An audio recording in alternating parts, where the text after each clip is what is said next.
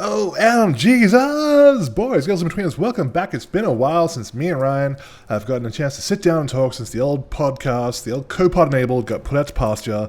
It's looking pretty good out there.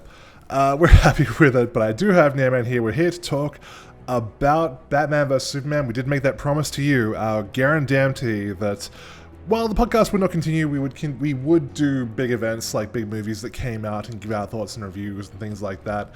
And this is us basically keeping that commitment to you like a long-distance lover. Isn't that right? That it is. We're still here. We're still doing stuff. Hooray. Indeed. So, alright, well, so now, basically, this is how the review/discussion is going to work. We're going to keep this spoiler-free until a point. So we're going to do our review, we'll do our discussion, that'll be all spoiler-free.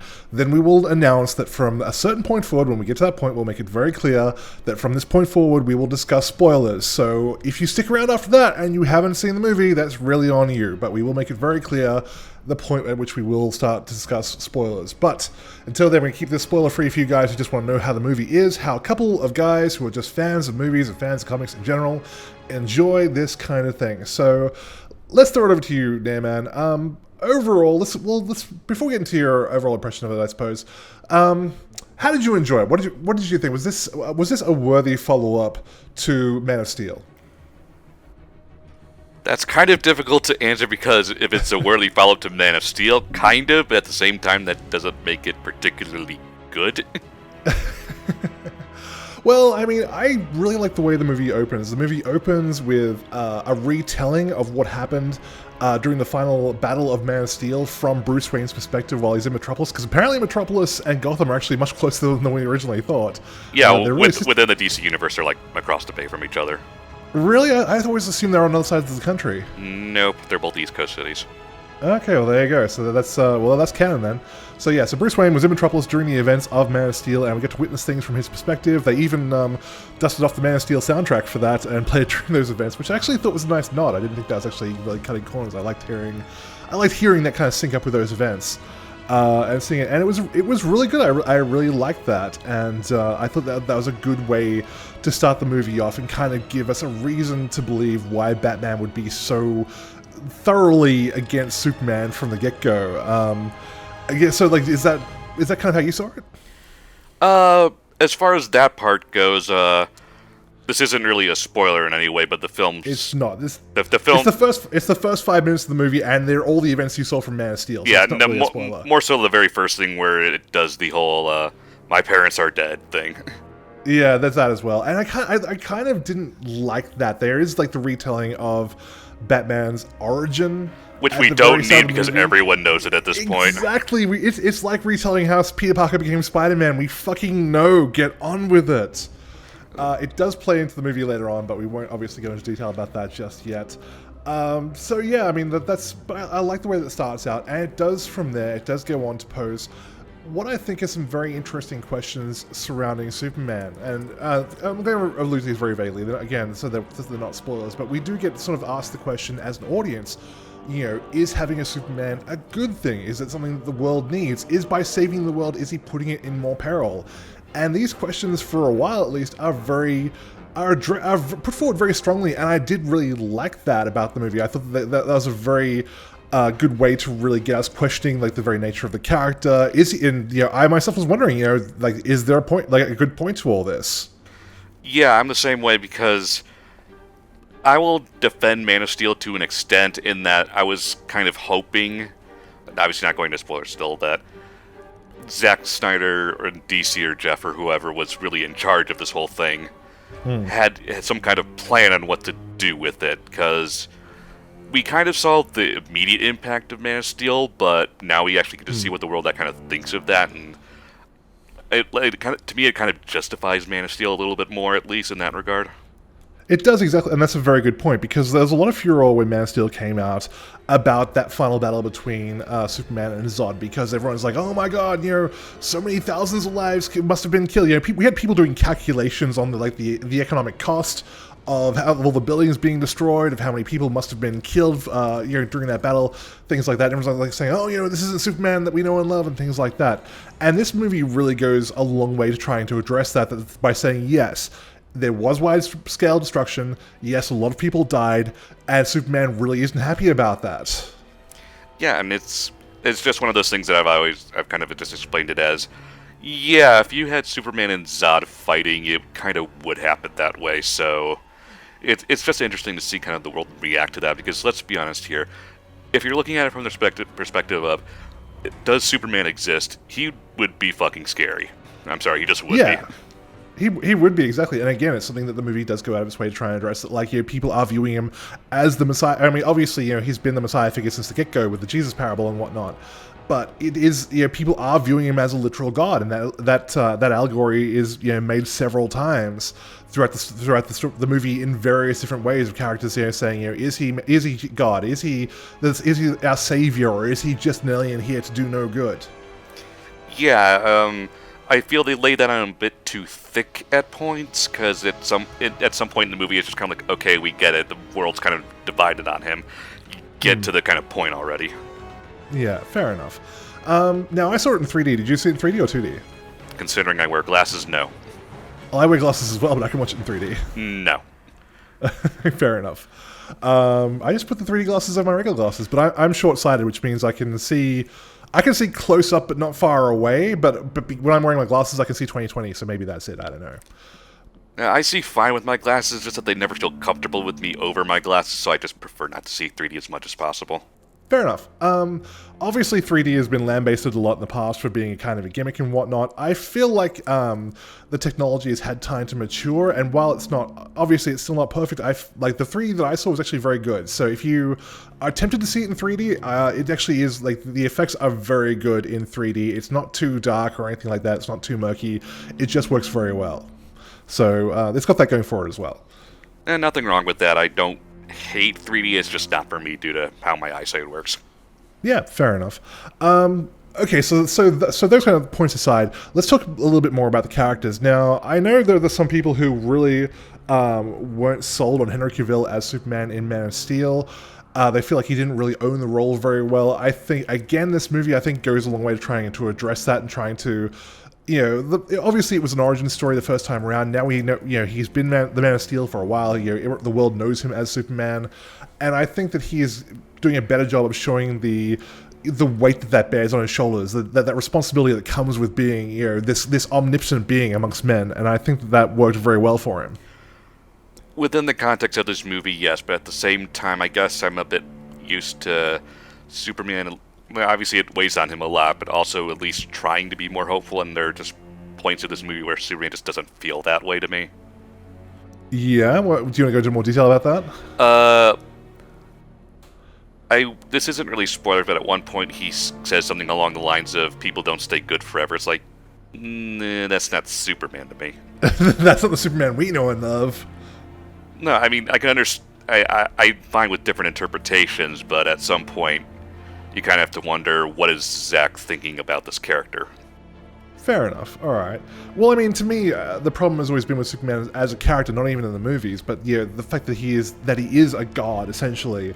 And I've mentioned this several times on the podcast before, but for people who haven't heard it, is that I think that his biggest problem as a character is trying to make him relatable to the reader, and I think that to that extent, the movie did a very good job of humanizing him and making him a character that you could relate to. So I definitely tip my hat in that regard. I can agree there, mostly just because it's one of those. At least as far as most people our age know, we remember all these bad events happening in the world and just basically kind of demonizing other people for various reasons. So it just really does make Superman more relatable, because we see that happen to normal people too. Yeah, true. All right, Jesse Eisenberg as Lex Luthor. I'm not a fan, to be honest. Yeah, why is that? Too much quoting of philosophical, fancy things. It's like, dude, come on. We get it. You're smart. We understand. Yeah. I almost feel like he was like hamming that up so much. I mean, and obviously he looked like he was having fun doing it, so fair enough if he can, nice work if he can get it. I feel like he was almost channeling Gene Hackman at certain points. A little bit, yeah. It was kind of weird for me because, based on what little we saw in the trailers, I just assumed that it was just a public persona of, look at me, I'm the kooky science guy, aren't I great, sort of thing, when he would just Yeah. kind of do a complete 180 in private, and the answer was kind of not really. No, it's like, and for people who haven't seen the movie, his character of Lex Luthor is this incredibly, obviously brilliant man who is tortured by the fact that he's surrounded by idiots. Although they're not idiots like that you'd see in the older Superman movies, but in the sense that they're just people who are not nearly as smart as he is, and he finds that paradoxical, he finds that incredibly aggravating, and so when he sees Superman getting all the love and adoration of the masses, when he feels obviously that he should be getting it, it basically has made him insane to a certain degree. Yeah, ultimately, modern Lex Luthor takes are generally that he feels that not so much hatred towards Superman, it's more so that Superman just does what he can't, and that frustrates him. I think so. I think I do recall reading a DC comic at some point. I think it was before the New 52. But essentially, Wonder Woman used her lasso of truth on Lex Luthor, and he admitted that he didn't hate Superman, he wanted to be Superman. Yeah, that's kind of generally how I take more modern incarnations of Lex Luthor, because he doesn't want to, destroy the world or anything. He does want to make it better in his own way, of course, but he just can't do it because he's not Superman. Yeah, fair enough. So you feel like this incarnation wasn't really faithful to that, enough, basically? No, this Jesse Eisenberg's Lex Luthor in the case of this movie felt more like, I'm just jealous that Superman's better than I am, sort of thing.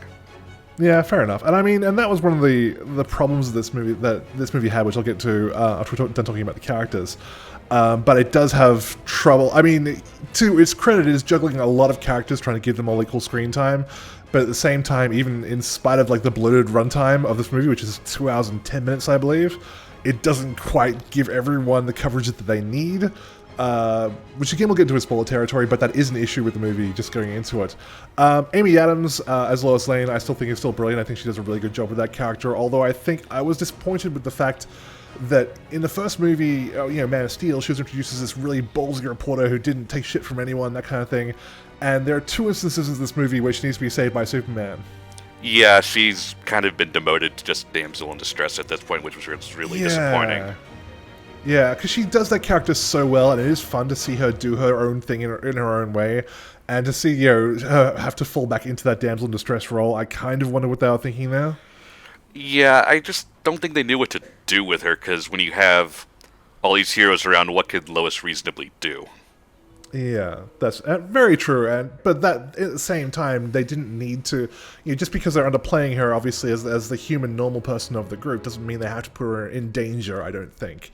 Especially there was one again, which happened much later on, which was incredibly needless. But that aside, all right. Gal Gadot as Wonder Woman. I'm going to jump in on this one and say it's possible. Initially I said that she couldn't do it because she has this incredibly thick accent. And she did a good job. Not a fantastic job, but she did a good job. It was serviceable, yes. I will say that it was serviceable. She performed the role. She was adequate, is probably the best way I can put it. And part of that is not even her fault as much because she has very little screen time up until the ending. She just pops.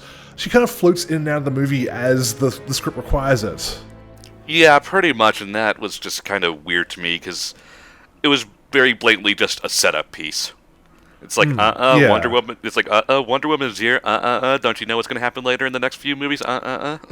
Exactly, yeah. And that's, again, the problem that this movie has is that aside from the fact that it is trying to balance all these characters, it's trying to balance all these characters because it really is just a vehicle to get to Justice League, and we've known this for a very long time.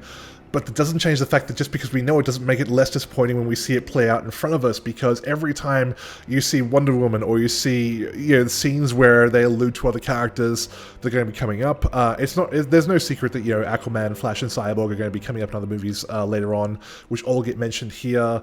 It's almost painful. You feel like someone's just ticking off a list in the background. Yeah, it's just one of those, I just kind of want to get on with that already. It's like, ultimately, once they revealed it was Doomsday was going to be the big monster thing, it was just like, okay, we know they're going to team up in the end and stop Doomsday and blah, blah, blah. And that trailer kind of just summarized the whole movie. Yeah, I feel like the trailer with Doomsday in it really hurt this movie far more than I actually realized it would, because yeah, we knew for a very long time since that Doomsday trailer came out that, okay, yeah, the Batman vs. Superman fight isn't going to be the meat of this movie. It's going to be the fight with Superman, Batman, and Wonder Woman versus Doomsday. Because they showed that in the freaking trailer. And as I said, I think it really hurt this movie because, and again, we'll go into this in depth later on, but when you get to that fight between Batman and Superman, it really does feel very pointless. Almost like pointless to the extent that it feels like it's there purely to justify the title of the movie. Pretty much. I mean, we knew they were going to, kiss and make up in the end anyway because they kind of have to, but, it was kind of billed initially that this was the main conflict. And it's really not. It's never really the conflict of the entire... It's not really a conflict in the movie at all until, the 15 minutes they're actually doing it. Yeah, I mean, this is a 2 hour and 10 minute movie, and the conflict doesn't last... when it comes to a head, probably doesn't last more than about 10 or 15 minutes. Yeah, which was both disappointing and just kind of understandable considering who the combatants were. Exactly, yeah. So that's another problem that this movie kind of has. Alright, the big question, how do you feel about Batfleck? I actually think he does a pretty good job. He has the chin for it, at least, but, I think he does a good job. I think he's more suited to it than Christian Bale is. Because I think he kind of has that poise to him that Batman kind of needs. He knows what he's doing. Most of the time, anyway. Right. He has kind of this, I need to always be at my best to do what I need to do sort of thing. Whereas Christian Bale felt a little lost at times. Yeah, alright, well, I'm gonna come out and disagree with you. I'm gonna say that I did not like Ben Affleck as Batman one bit. I feel he's actually probably one of the worst Batman. I'm even going to hold up the comparison to Val Kilmer. Wow, really? I'm really going to put him on Val Kilmer tier of Batman, and I'll tell you why. I feel like he brought nothing to the role. I feel like when you look at the good Batman, you look at Christian Bale. He played Batman as a swaggering playboy with a sense of duty. You look at Michael Keaton, who I think was physically is kind of the opposite. He doesn't have the chin. He doesn't have the face of Batman, but he played him as this incredibly tortured soul who was haunted by the loss of his parents. And so those were the really good Batman. And then you look at Batfleck. What does he bring to the table? He's grumpy Batman. He's like Grumpy Cat, but Batman. That's what he is. He's angry at everyone for no reason, and that's it. There's no depth to him, I feel. I can understand that. I think the problem is that we didn't really get to see him much as Bruce Wayne. He was kind of in Batman mode like 98% of the movie. Yeah, okay, fair enough. We did get to see him go to a party once as Bruce Wayne, and even then he's doing a lot of Bat-related stuff. So, fair point. We don't get to see him as Bruce Wayne a lot. I don't know, I feel like he didn't have the presence, I feel like he wasn't intimidating, and yes, he does look great in the mask, but that's kind of as far as it goes, as far as I'm concerned. I just don't feel like... I think he was completely upstaged whenever Wonder Woman and Superman went around. I don't feel like, he's supposed to be the human who can stand on that level because of his intellect and his resources and things like that. I never really felt like that. I can get that. It's just kind of hard in a live-action sense to try and make Batman worthwhile in a world with Superman and Wonder Woman. I feel they did a good enough job doing his intellect considering what he's able to do within the movie. It's just a matter of what do you give him to do when you get to that point. Yeah, fair enough. Alright, well, was there anything else we wanted to discuss before we start moving into spoiler territory? I suppose, overall thoughts on the movie... I feel like it's a good movie, it's decent. The problem is, as I said, even with a very long runtime, it just suffers the problem of there being too many balls in the air being juggled. There's too many characters going back and forth, there's too many, threads they're trying to set up. In addition to all these different characters, you have Superman, Batman, Wonder Woman, Lex Luthor, Doomsday, although not really, character so much, he still does crop up as an antagonist at the end of the movie. And all these multitude of subplots about trying to set up, the DC Expanded Universe, trying to set up Justice League, things like that. It hurts the pacing of the story overall because we're constantly switching back and forth and can't really stay with anyone for any particularly good length of time, I would say. So, overall, I feel like, it was good, it's enjoyable, it's not a bad movie by any stretch of the imagination, but I just feel like it's not greater than the sum of its parts. Yeah, I generally agree there. I think the harsh reviews are kind of blowing it way out of the proportion. It's not a bad movie. It's fine. Right. It's fine to good. Yeah, I would give it on a personal scale. Someone actually asked me as I was leaving the theater what I would give it. I'd give it a solid 7 out of 10. I think it is good, not great. I think it's a kind of movie you can watch once just to satisfy that, scratch that itch that you have to see, all these characters get down. If you liked Henry Cavill's Superman, or you want to see Wonder Woman on the screen, it's a good movie for that. It's not, your Joel Schumachers or your Batman Returns or anything like that, where they took, having several characters at once and really fucked it up. It is an admirable job of trying to juggle so many characters at once, considering obviously what DC was trying to do with it, but at the end, it still doesn't come together as well as they wanted it to. Yeah, I would say like 6.5 to 7. It would probably be my scale on 1 to 10. It's fine to good. It's just trying way too hard. There are a few really superfluous parts that probably should have just been cut out entirely. And, it's just one of those... We knew this is just a step, which is the biggest problem for it. Exactly. It's just a vehicle to try and catch up with Marvel. Yeah, and unfortunately for, the event of Superman, Batman, or Wonder Woman all appearing in the same movie for the first time, kind of... Besides maybe Spider-Man, probably the 3 most famous superheroes ever, it doesn't feel important. Yeah, it's that's the problem, is that they spend the whole movie building up this conflict between Batman and Superman, and that's not even the main event of the film, so it does diminish the importance of those characters and the events surrounding it. Yeah, so it's a movie that just kind of feels like it's there. It does, really, and that's kind of how I describe Ben Affleck, actually. Like, he's just occupying the space of Bruce Wayne. He doesn't feel like he's actually doing anything. But that's me. Alright, so that's our thoughts, that's our score on the movie. So by all means, go out and see it. The reviews that are saying it's terrible, it's cancer, it's got 38% on Rotten Tomatoes, I think. I don't think those are indicative of the film. And, I'm a very big fan of Zack Snyder, but even I have to say this is not his best work. But just because it's not his best work does not make it a bad movie. By all means, if you're a fan, go out and see it. I'm sure, like us, you'll see that it has both its merits and its, unfortunately, its bad points as well.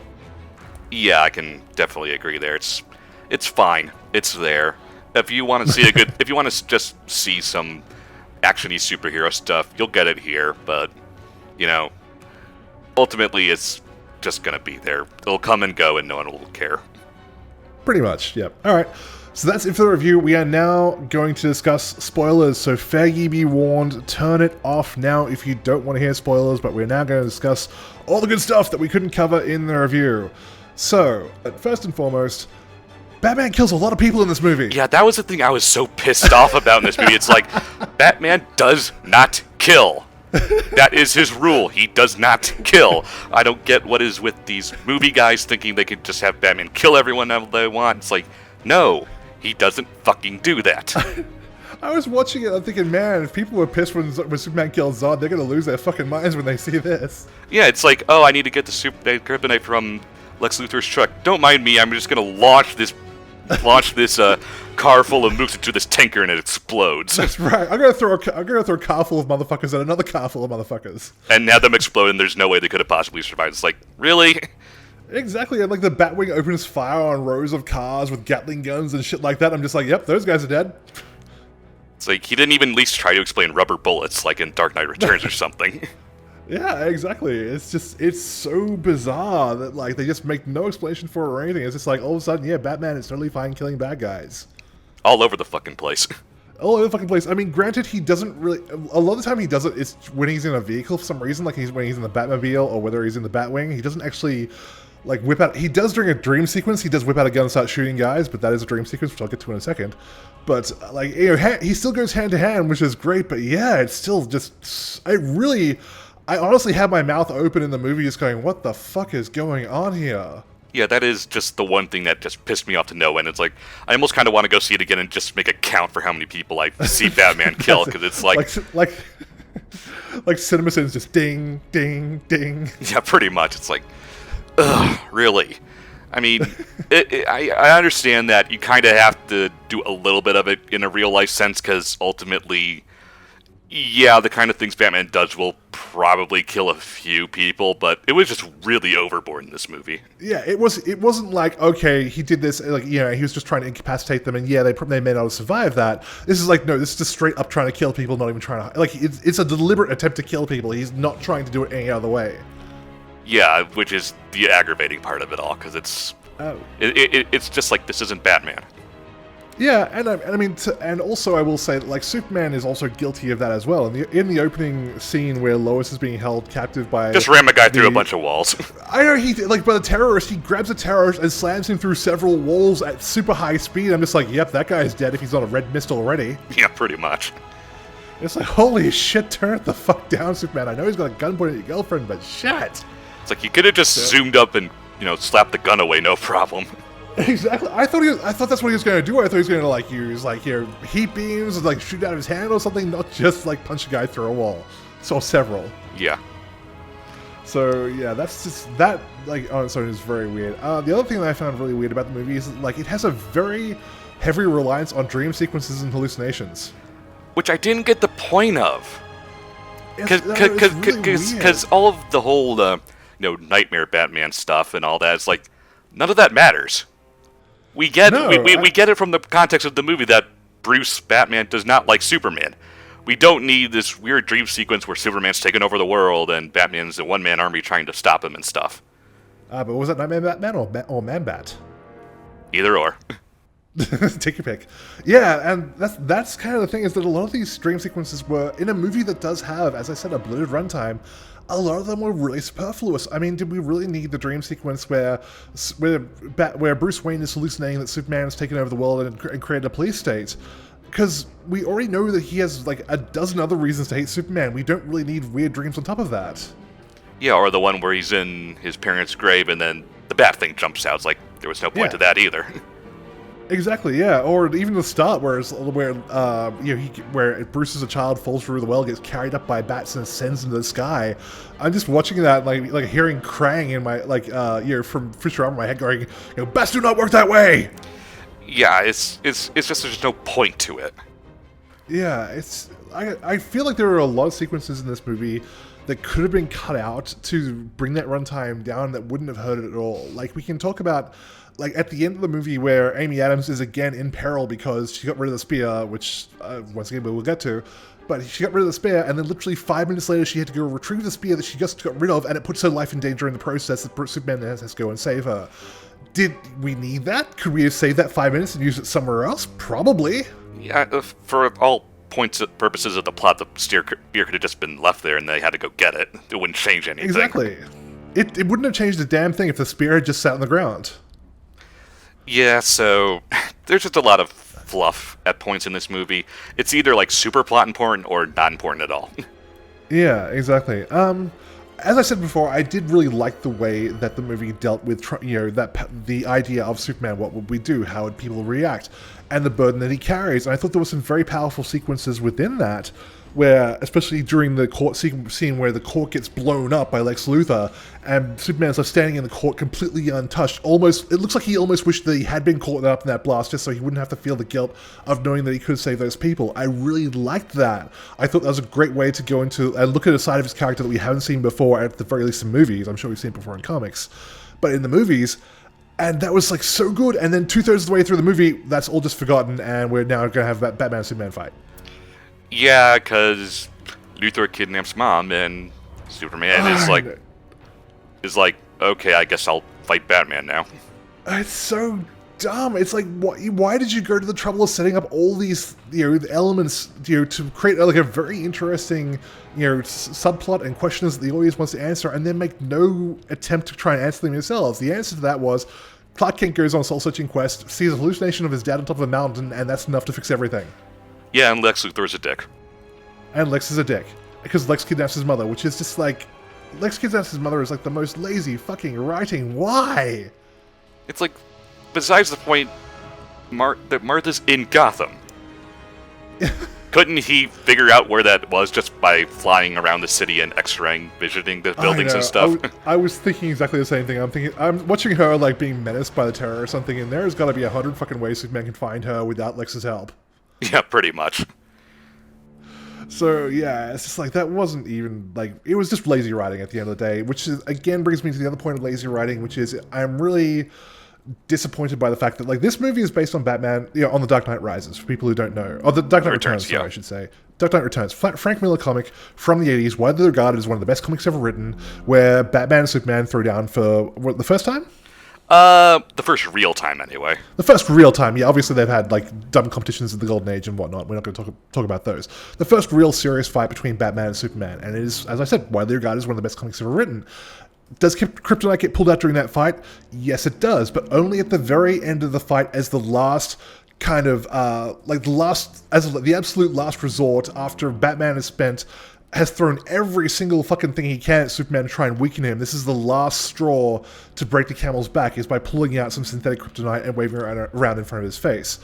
Which, it justifies a lot of, like, the hype around Batman, the because I'm Batman kind of thing, because he was so resourceful in using all of his technology, all of his knowledge. He uses the city's entire power grid to electrocute Superman. All these things just try and bring him down to his own level. In the movie, first 60 seconds, 2 minutes, boom, kryptonite's out. Yeah, because he knows at that point nothing's going to work besides it, so...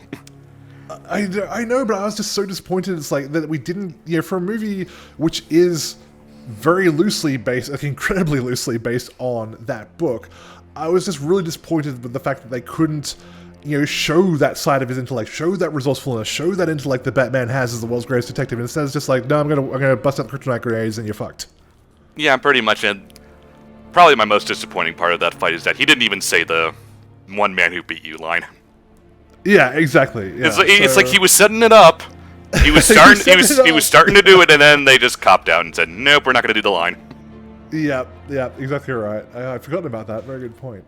It's just like I said, because the fight only lasts for. I mean, it feels like 5 minutes. It was probably 10, but it was just like it was so dumb because there was no tension between these two characters. Like, okay. Batman has had this entire movie building up, like, writing this list of reasons why he needs to beat Superman. Okay, but Superman has no reason to fight Batman, and he goes into that fight trying to talk Batman out of it. And he makes a couple of very half-hearted attempts to try and say, no, I need your help for X, to save my mother. And Batman just apparently pisses him off enough to just go, okay, fuck it, I'll beat it out of you. Yeah, pretty much. It's a completely one-sided fight for both halves of it. Because ultimately, I mean, that's kind of fair considering who's fighting, because as far as the fight goes, you kind of have to have Batman win, because otherwise there's no fight at all, so... Yeah, but as I said, I mean, it could have been handled so much better. The fact is that I'm watching this fight, and, like, I love Zack Snyder. I think, I've said this many times before, I think he is one of the best directors working in Hollywood today. I think there is no one, at least in American cinema, who can do action sequences as well as Zack Snyder. He's done 300, he's done, Watchmen, he's done, so many other movies that I can't even think of that have, fantastic overblown action sequences, and I'm watching Batman and Superman throw down, and I'm just feeling nothing. Well, because we know it doesn't matter. Exactly, Sucker Punch was the other one I was thinking of. But yeah, we know it doesn't matter, and that's my point. As the audience, we know this is of no consequence because we know that A, Superman doesn't even want to fight Batman, and B, we know that Doomsday is off cooking in the easy bake oven that Lex Luthor set up over in the crashed alien wreck. So we know that that's going to be happening pretty shortly. So obviously this is going to get resolved one way or the other. Yeah, and because they showed Doomsday in the trailer, we knew that was going to happen. So all tension from the fight was thrown out the window from the get-go. Exactly. So that was probably easily the most disappointing part of the fight. The other part that I found very weird about that is that after the fight is over and Batman goes off to go and save Superman's mother, he goes in, beats up a bunch of bad guys, rescues her, and says, "It's okay. I'm a friend of your son." It's like I'm sitting there thinking, did you want to mention the part where an hour ago you were ready to punch a kryptonite spear through his chest? Yeah. I guess we're friends now. Yeah, exactly. It's just like, all of a sudden we're friends. Super friends. It was like the weirdest 180 shift. All of a sudden, it's like because their mothers share the same name of Martha, all of a sudden they're BFFs. Yeah, to give Martha Kent a little bit of credit, though, she did have the one decent joke of the movie. Which one was that? After Batman saves her and he says, I'm a friend of your son, and she goes, I figured. Yeah, it was the cape, yes. So I just found that incredibly weird. It's like, okay, now they're friends, I guess. It's just like, how? Why? You've spent this entire movie. Your character has spent literal was it 6 months after the events of Man of Steel? He spent at the very least he spent like a the year. better part of a year. Yeah, he spent the better part of a year brooding endlessly because that's all the Batman knows how to do about how he's going to stop Superman, and then all of a sudden BFFs. Yeah, that was kind of annoying too. Yeah, so I mean, I would have rewritten that just not to say friend, because obviously that's going too far for what we've done. I would have said maybe just like I'm an ally of your son. Yeah, or I'm working with your son or something like that. That I could understand. It's like, okay, temporary alliance. That happens all the time. I dig that. But no, he had to bust out the F word. Yeah, that was just kind of weird. So there's that. Yeah, I mean, the Kryptonite Spear, I thought was just... That scene by itself, I'm just like, why? Is all of a sudden just because their mother shares the same name? Now, I'm assuming, perhaps you can clear this up for me, there was a dream sequence within a dream sequence where he dreams about the Superman core, and then after that he wakes up from that dream, which is immediately followed by another dream, where someone, I thought it was the Flash, but I guess it's not, is trying to warn him. Yeah, I thought it was the Flash too, and I'm like, wait, no, it's not. Yeah, so I have no idea who the hell that's supposed to be, but that tied into the whole Martha thing? Something like that. I don't really get why that was there. Maybe it's setting up for something in Justice League, I don't know, but at this point that just seems incredibly random. Yeah, okay, well if you don't know who it is, then there's a good chance that nobody else will, because obviously you read these comics quite religiously, so it's very weird. Yeah, I mean, I at first thought it was Flash, because it's like, oh, lightning sparks everywhere, time travel, it's probably the Flash. It's like, wait, no, it's not. Exactly. So yeah, again, it was just a very confusing moment of the film to me, and I didn't like it at all. So that obviously that fight segues into the Doomsday fight. How did you feel about Doomsday fight itself? Obviously, it was kind of cheesy, where like Lex has to do the big dramatic reveal of "This is your Doomsday, Superman" sort of thing. But like that aside, how did you feel about what was ultimately the main event of the film?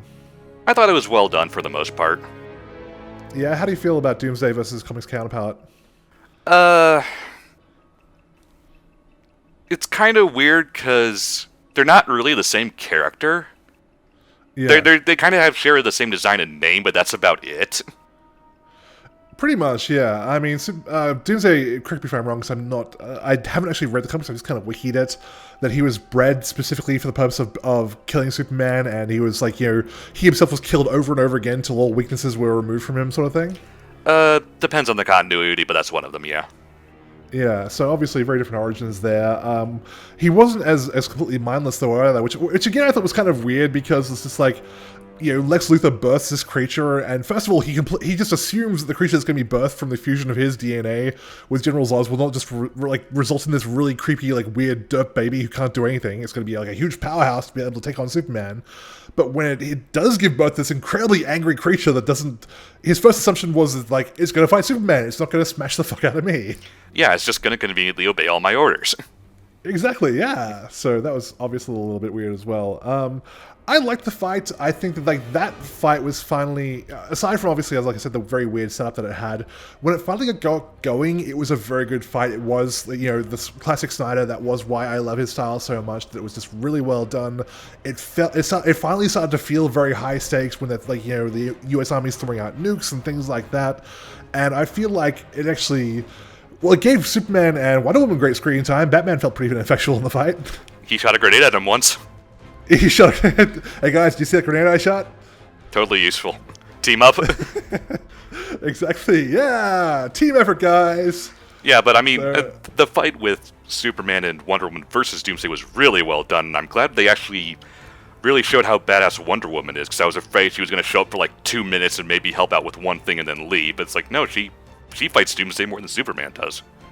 Yeah, well, they're like, we have to retrieve the Kryptonite Spear. It's the only thing that can kill him. I'm like, were you guys not paying attention when she just cut his fucking arm off? And why can't you just punch him into the sun? I mean, like, Superman was doing a great job of flying him into space before he got hit by a nuke. Just do that again and just launch him into the sun. You don't even have to fly him up there, just throw him. I'm sure you can manage. Yeah, I mean, what's going to happen? He's going to land on Mars? Who cares? Exactly. I mean, despite being Kryptonian, he couldn't fly, so yeah, you got that going for you. Yeah, but I mean, action very well done. Doomsday felt like a legitimate threat, and someone who could stand up to the two main heroes. fighting him. So Yeah. I give it, despite it being a bit weird, because why Doomsday now of all times? But overall, well done. I applaud that. Yeah, it was like you really to give credit where credit is due. It was really well done, and I really do think that, like, considering it was just really shoehorned in at the end of the movie, it was like I did really feel like the desperation of the military, where they're like, okay, we throw in a nuke at it, it didn't work, we killed Superman as a result, we are now officially fucked. Yeah, because as hard as Batman tried, what do you think he's going to do against Doomsday? Exactly, yeah. So, yeah, it was definitely the absolute highlight of the movie. It's just unfortunate you have to sit through about an hour and a half of other things to finally get to that. Yeah, unfortunately. So, are we kind of done with Doomsday and moving on to other topics, or do we want to... Yeah. Okay. We are, because I was going to say as well, because aside from that fight and the Batman vs. Superman fight, there really isn't a whole lot of action to this action movie. There's only really one other action set piece in this movie, which is the Batmobile chase when he's trying to retrieve the kryptonite, and I didn't really like that too much either, aside from like the weird random killing of a lot of bad guys. I don't know. Superman's just there. Superman's just there. He just rocks up to look imposing, which was kind of badass, granted. But like it felt weird to me, because like I was one of those people who, when they saw the Tumblr, because I'm always a fan of like the '89 Batman, because that was the one that I saw as a kid, and I still to this day maintain that the '89 design of the Batmobile is fucking awesome and holds up very well to this day. So when I saw the Tumblr, I was like, that thing is ugly as fuck. But when I saw the new Batmobile finally in action, I'm kind of like, well, at least the Tumblr had a personality. This is just a race car. Yeah, and I could tell at points they were trying really hard to do the Christopher Nolan score for whenever Batman was doing something cool. Well, it was Hans Zimmer. It was the same. Yeah, I know it's the same guy, but he was trying way too hard to harness that. Yeah, I was kind of like, because at some points when he was driving, it goes that. Dude, if you want to get like to that level of like the audio, they were recycling sound effects from Dark Knight Rises. Like the truck itself carrying the kryptonite, when it was like doing slides around corners, it was the same sound effects as the truck that the Joker was driving from Dark Knight Rises. Yeah, I could tell that. It was just, you could try doing a different theme for Batman.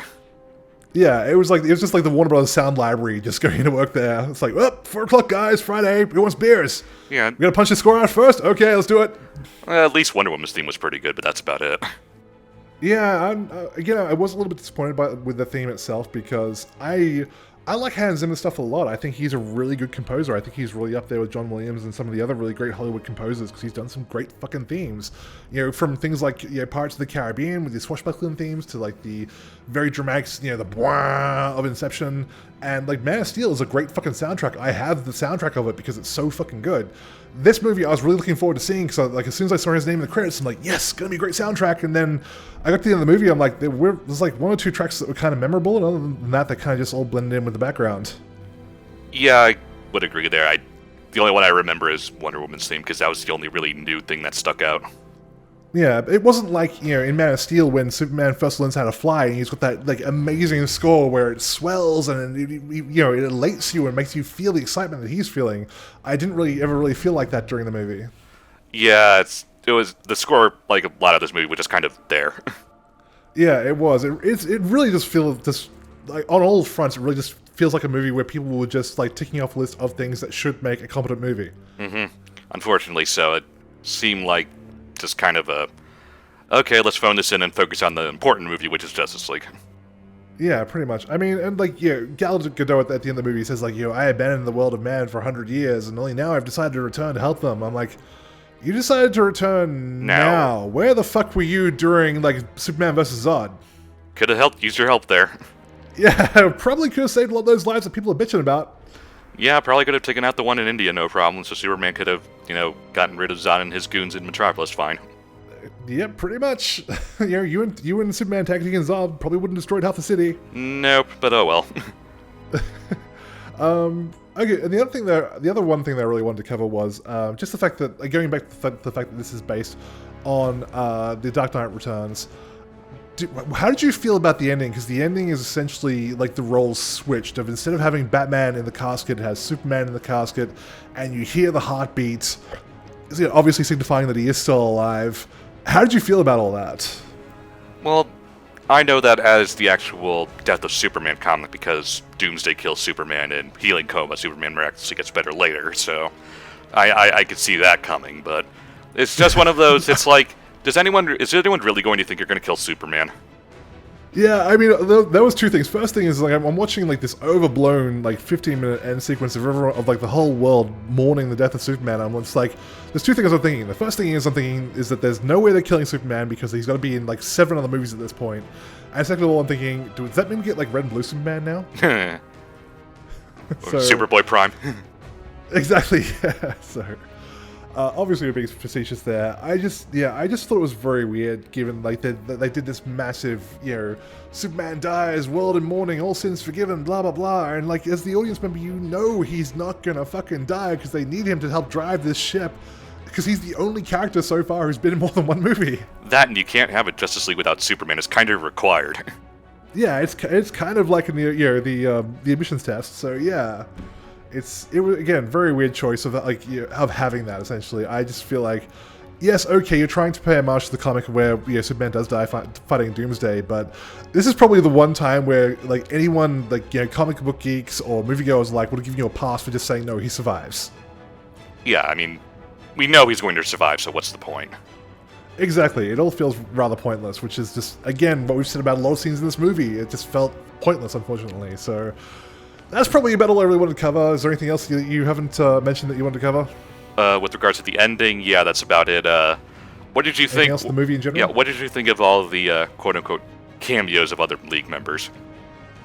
Well, I'm glad they didn't overplay it, but at the same time, the fact that they were there at all was still irritating.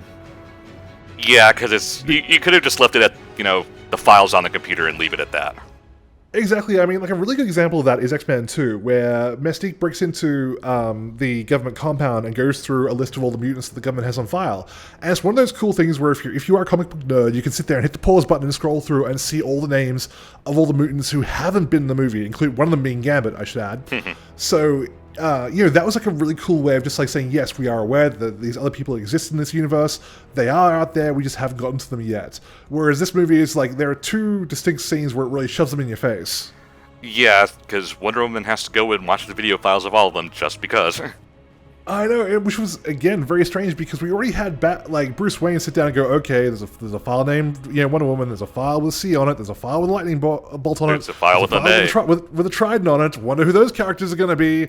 9/10 of your audience could have figured out who they were. You didn't need to go into a second scene where Wonder Woman goes into those files and gets to see little video tidbits and whatnot. Especially if they do end up making those movies, they're going to retread that ground anyway. Yeah, pretty much. And the only one that was even cool was Aquaman's. Yeah, which is kind of a weird thing, given, Aquaman. Yeah, well, Aquaman's was kind of cool because, taking out the drone is not much in and of itself, but then you just see him boom out of the water by swimming like Mach 1. Yeah, which was very cool. Whereas, obviously you get, Cyborg, where it's just here's Cyborg on a table, and here's some alien stuff, let's see what happens. Yay, boom tube. Yeah, yay, boom tube, and and here's Flash doing shit we've already seen in a half dozen X-Men movies at this point. Yeah, because he's the Flash, we know what he does. Yeah, exactly. So those were just very weird choices overall. So yeah, that's kind of my thoughts on that. Is that they could have been a lot more subtle about it. I'm glad they didn't go any further, and what they did is probably borderline tolerable. Yeah, but at the same time, I was almost a little bit disappointed when Lois was under the rubble in the water and being unable to breathe. Because they kept showing that Superman's still fighting Doomsday. I'm like, okay, he's not going to save Lois. Does that mean that, is Aquaman going to show up and save her? Does that mean Flash is going to zoom in and Cyborg boom tube in and we're going to actually get the Justice League a little early? Yeah, and that probably would have been better, but that whole scene in and of itself is completely unnecessary, as I said. There was no reason to have, Lois needing to be saved. That was 5 minutes that could have been spent somewhere else and probably a lot more effectively. Yeah, I mean, it was just one of those... You're spending so much time focusing on Superman not being there for Lois and she's drowning, and it's okay, does that mean Aquaman's going to show up? You made a big point of these other heroes being here. Are they going to show up? Nope. Yeah, that is a valid point. If they did choose to include that scene, they could have used that probably a lot more effectively by having one of those characters show up than what they did, which is just Superman saving her again for the second time in the movie. Yeah, so that was kind of disappointing for me. It's you go out of your way to, put the actors on screen and show them doing their thing, and nope, not in this movie. Yeah, sorry. So Wait till next year. Exactly. So I don't know. I feel like I said, it's a decent movie. It's competent. It ticks the boxes, but it's just not good, which does not give me a huge amount of hope for what's coming up afterwards. Someone just needs to kind of rein in Snyder, or at least kind of take over the character parts of the movie. Why do you feel like this is Snyder's fault? It's not so much Snyder's fault, it's more so that I don't think he knows what to do when it's not the action parts with Superman. I don't know. I mean, a lot of this, obviously so much of this is being driven by Warner Brothers and DC Comics wanting to get Geoff Johns, wanting to get Justice League happening. And so, they would be ramming a lot of this down his throat, I feel like. I feel like he would not have a whole lot of say in how much of this stuff, like, all the character cameos or having to juggle so many balls at once. I feel like that's probably not a whole lot to do with him. Understandable. It's just that I don't know what's going on behind the scenes, so I really can only kind of blame Snyder, Jeff, and Goyer. Yeah, I can use a good example would be like the 352 movie from the 90s. Like the 352 movie from the 90s was only originally supposed to be based around 3 characters: Ryu, Ken, Chun-Li. That was it. But Capcom kept saying, "Why don't you put these characters in? Why don't you put these characters in?" Until it was the entire fucking cast of the whole game had to have their own parts in there, and like it took what could have been a decent movie, which was written by the same guy who wrote Die Hard, and turned it into an absolute shitstorm. So, and I feel like, obviously I can't say whether it did happen again or not, but I feel like knowing that it probably could have happened. Yeah, I'm not saying it didn't. It's just one of those, I can't say what went on behind the scenes, so I kind of have to just go with the guys who are in charge of the production. Yeah, fair enough. All right, well, I think that's it. Is there anything else? Just trying to think. A lot of people stayed in the theater because they were thinking there was going to be a post-credits scene. Yeah, so did I. It was me and that other guy who asked me what I thought about it. Like, we were the only 2 holdouts to actually see if there was a post-credit scene. Because I'm sitting there thinking, if they're copying Marvel to this degree, maybe they'll just go the extra mile and say, fuck it, here's a post-credit scene. Nope. Nope, yeah, nothing. Don't stick around the cinema, there's no point. What kind of shirts did you see? What kind of shirts did you see? Okay, so I got there. Actually, I got there late when the trailers had already started, so I couldn't actually see anyone actually who was in the audience. And I actually I like to pick sessions actually that are like early morning, so that way I can get to the cinema when it's not crowded. I hate going to like a cinema that's crowded and trying to find my seat and sit next to strangers and things like that. So I like to just have like half the cinema to myself. Gotcha, fair enough. I went to one of those fancy theaters where you reserve your seat, but ooh. Lots of Superman shirts, lots of Batman shirts. I did see one Green Lantern shirt, and I was the only one with Shazam. Because, of course, Shazam. Well, okay, well, if we're going to go on a slight tangent, just because we haven't done a podcast in a while, how do you feel about The Rock playing Black Bolt? Was it Black Bolt? Black Adam. Black Adam, sorry, yeah, Black Adam. How do you feel about that? I think he's a good choice. I mean, he certainly physically fits the role. And as far as wrestlers go, he's probably the only one who can actually act. Yeah, it'll be fun seeing him as bad guy. We've only seen him as bad guy once before in the Doom movie. Yeah, he's usually otherwise kind of the, not say dumb, but kind of just affably lovable musclehead guy. Pretty much, yeah. He's like the Will Smith of like ex-wrestlers. Yeah, pretty much. So I think he'll do a good job, but I really hope there's a good script to go with it. Yeah, true, fair enough. And I just wish they would tell us who's playing Shazam already, but no. It doesn't matter who it is, you won't be happy. Probably not, but whatever. Okay, fine. Last question. If you could choose who would play Shazam, who would it be? I'll have to get back to you on that. I don't know actors very well. Alright. Ryan's going to post it on his Twitter when he figures it out. Will do. Alright, guys. Thank you very much for watching. This has gone for an hour, so we're going to wrap this up. That's pretty much it. We'll do another one of these probably when Suicide Squad comes out. Yeah, maybe Civil War, depending on when I get to go see that. Yeah, Civil War maybe as well. If you guys want to see Civil War, see us cover that as well, just leave a comment below. Let us know what you think. Let us know if you have any other problems with the movie or theories or anything else. Kisses, hugs, belly rubs. We will see you very soon. Bye now.